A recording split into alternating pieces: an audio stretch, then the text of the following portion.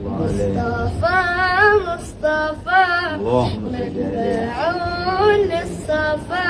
بسم الله الرحمن الرحيم. الحمد لله رب العالمين. الصلاة والسلام على أشرف الأنبياء والمرسلين سيدنا محمد وعلى آله وصحبه أجمعين وبعد.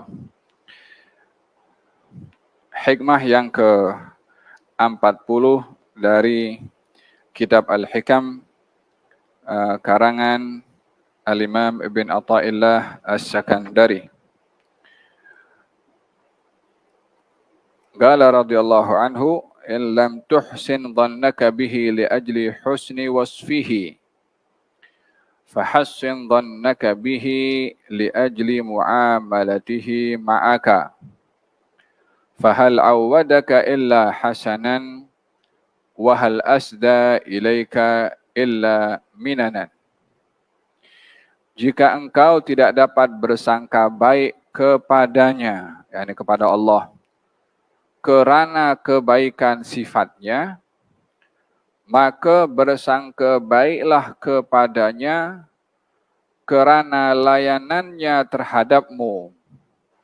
Bukankah dia, yakni Allah, hanya memberi yang baik sahaja, dan bukanlah dia tidak menyampaikan kepadamu kecuali kurnia yang baik juga.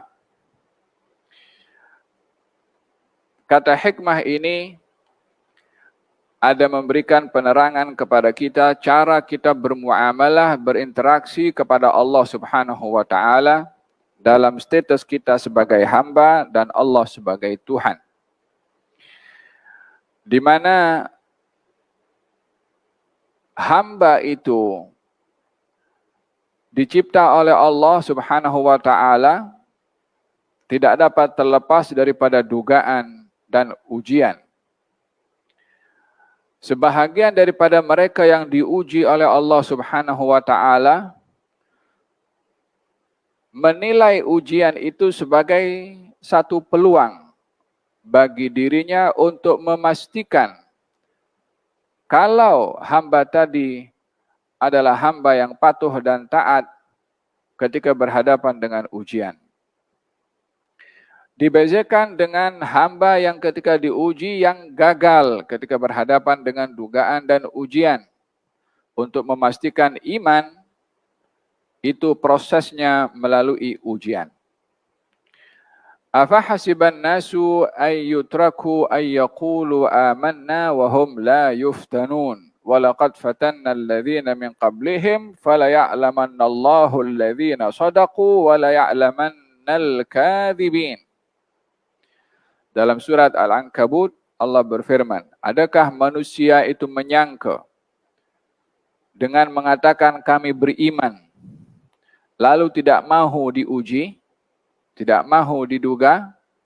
Adakah itu persepsi mereka? Soalan ini bukan meminta jawaban, tapi soalan ini untuk memastikan bahwasanya yang namanya orang beriman mesti diuji.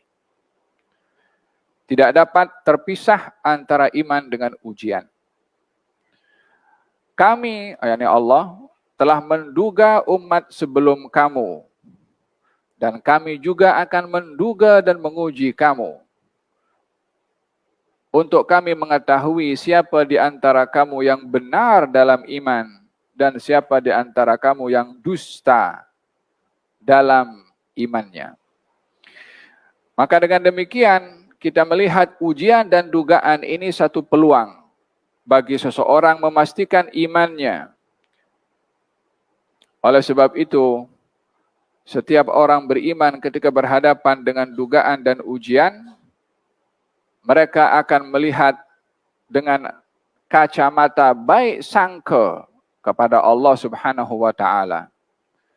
Tidak seperti sebahagian orang yang lemah imannya, bila diuji oleh Allah, dia mempunyai buruk sangka kepada Allah.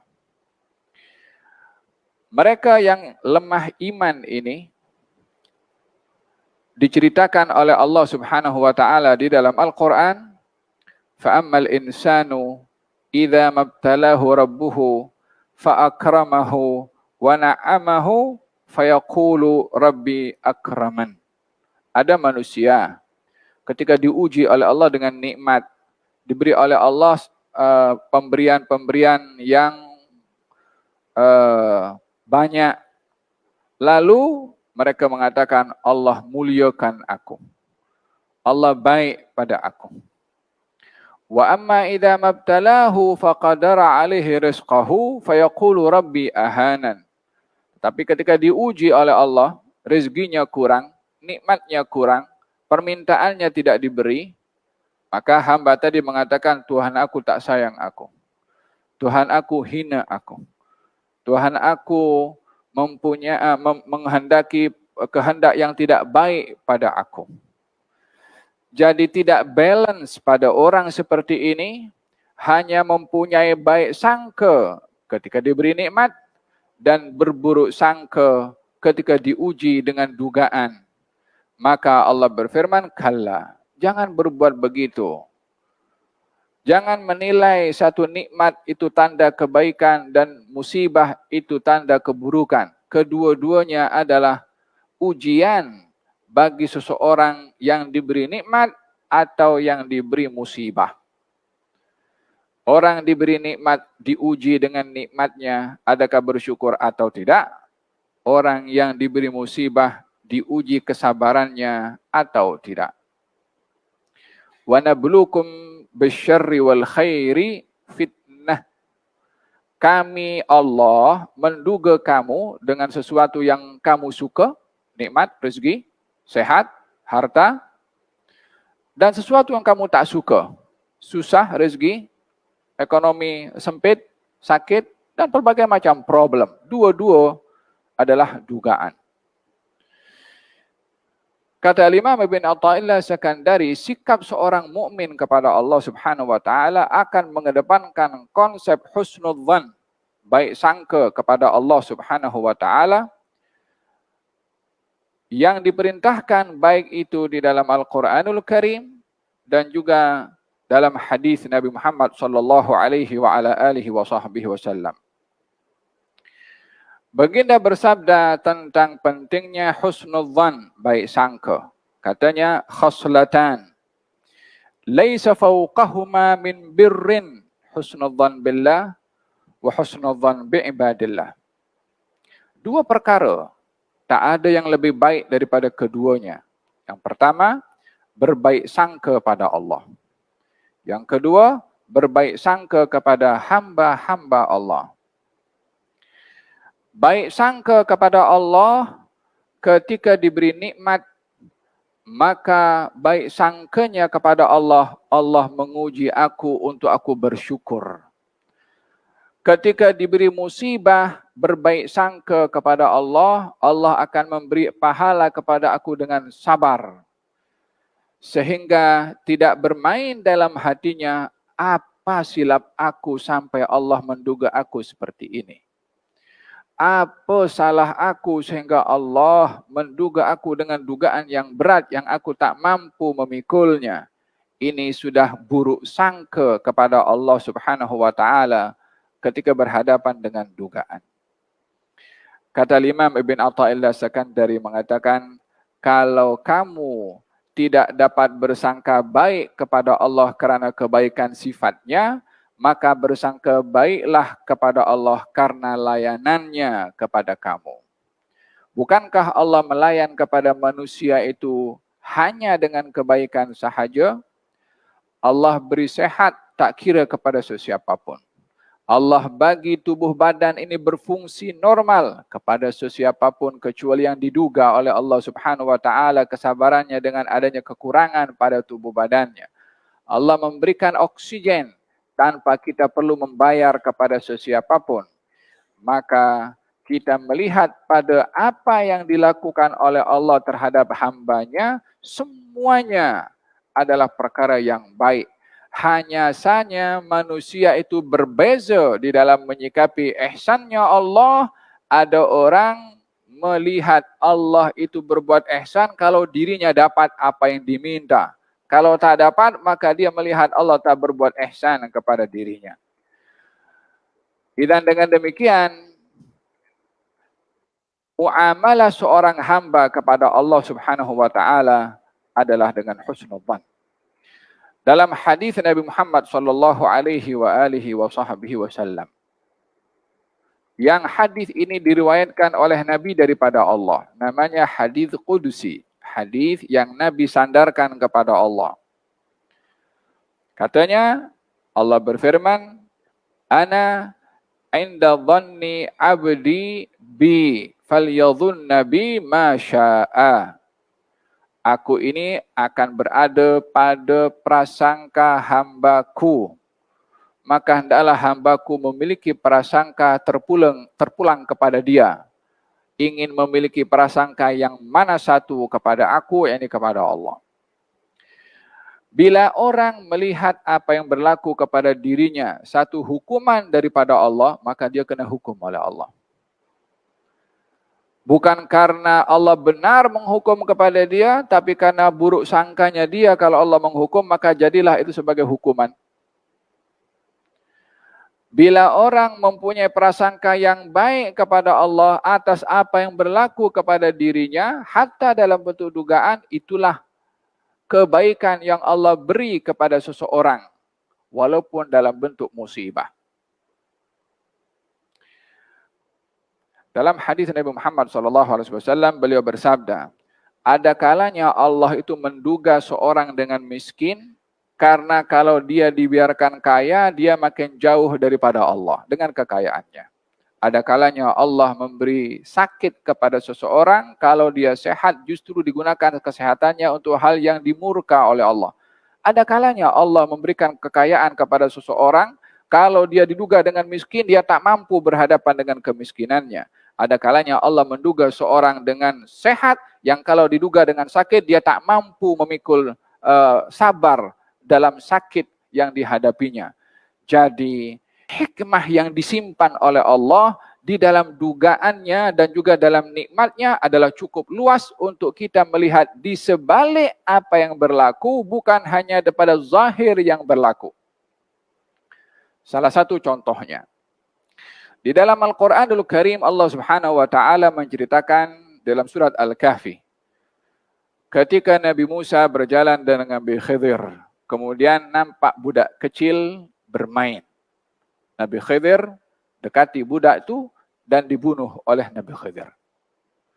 Nabi Musa tegur, kenapa kamu bunuh budak kecil yang tak berdosa? Qatalta nafsan zakiyatan bighairi nafsin laqad ji'ta syai'an nukra.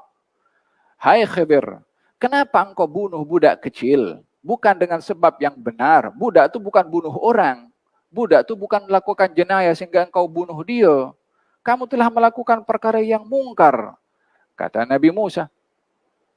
Khidir mengatakan kepadanya, aku dah cakap pada kamu, jangan tanya, jangan komplain apa aku buat. Singkat cerita, Nabi Khidir bagi tahu kepada Nabi Musa, apa pasal budak tu aku bunuh? Katanya, wa ammal ghulamu fakana abawahu mu'minaini fakhashina ay yurhiqahuma tughyana wa kufra.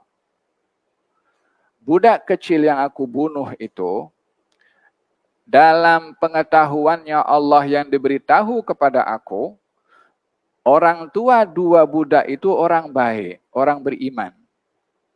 Budak ini kalau dibiarkan dewasa nanti, boleh menyebabkan kekufuran kepada orang tuanya. Jadi Allah berkehendak melindungi orang tuanya daripada perbuatan si budak tadi yang boleh menyebabkan kekufuran orang tua, dengan dihantarkan Nabi Khidir untuk membunuhnya, supaya terselamat orang tua daripada fitnah anaknya, dan anaknya pun juga terselamat karena dibunuh masih kecil, dia tidak akan terlibat dalam kekufuran.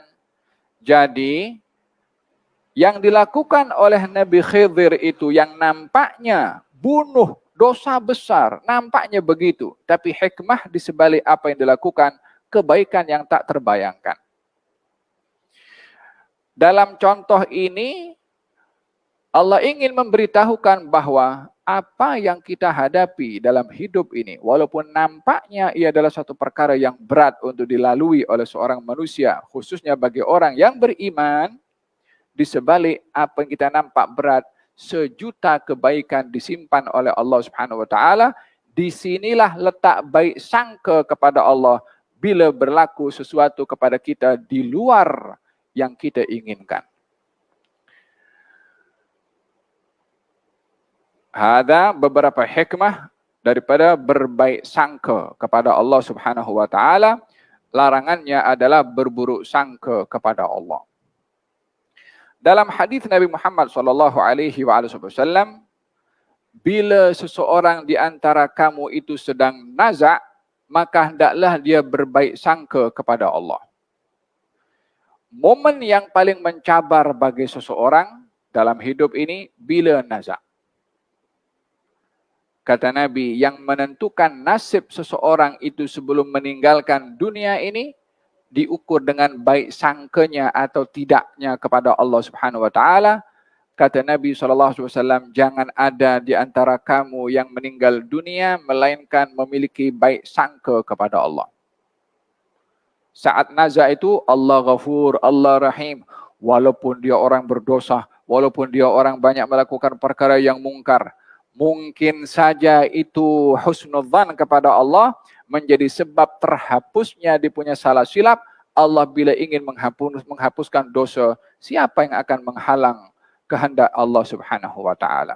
Dan kata-kata hikmah yang disampaikan oleh Imam Ibn Atha'illah sekan daripada hikmah yang ke-40 ini mengajak kepada kita berbaik sangka kepada Allah Subhanahu wa taala ke atas apa yang telah dilakukan oleh Allah kepada kita dan lebih melihat ihsannya Allah kepada kita dan hikmah di sebalik dugaan yang Allah duga kepada kita. Moga-moga Allah Subhanahu wa taala anugerahkan kepada kita baik sangka sentiasa kepada Allah dan Allah berkati kita pada sisa umur ini untuk mendapatkan husnul khatimah. Wa sallallahu ala sayyidina Muhammadin wa ala alihi wasallam. Alhamdulillahirabbil alamin.